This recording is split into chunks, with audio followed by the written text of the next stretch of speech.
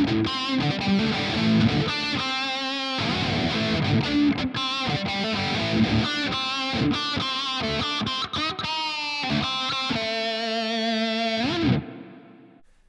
there, welcome back to the channel. Thanks for watching. Here's what I'm going to show you today. This is an Agile. This is an AL2000 model in a nice amber flame. And this is an older version, so spec may have changed on these. This one's quite old, I believe early 2000s, and it has a maple neck, whereas the new ones, I believe, have a mahogany. So keep that in mind, but it's a great guitar. So I'll start as usual with a visual inspection, and then I'll run it through the amp and see how it sounds. I've done some comparisons of this guitar to other guitars if you want to check out those videos in my channel. Okay, let's get to it. Okay, so here we go. Here's the headstock, as we always start at the top.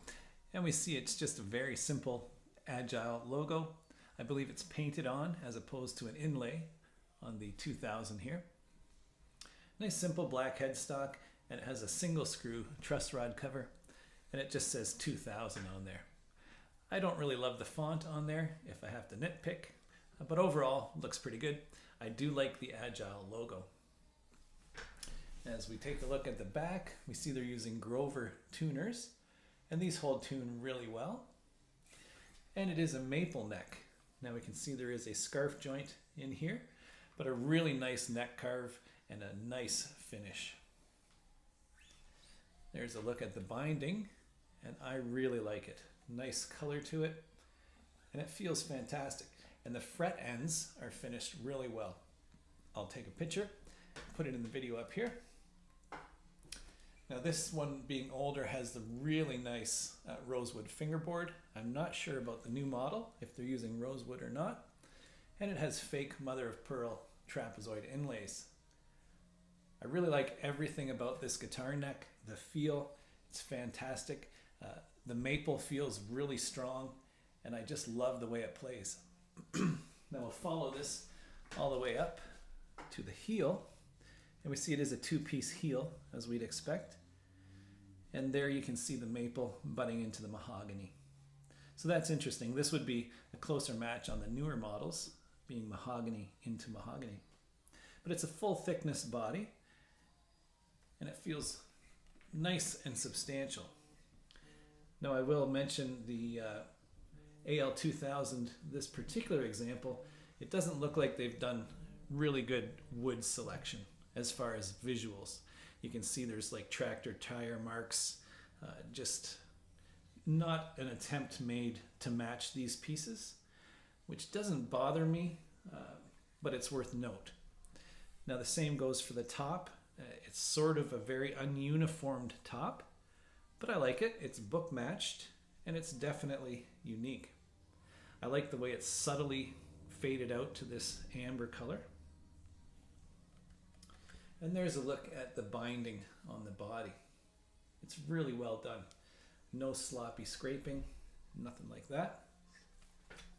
Now I have noticed and mentioned in the other videos, you do see wood filler on this particular guitar. Right in there is really bad.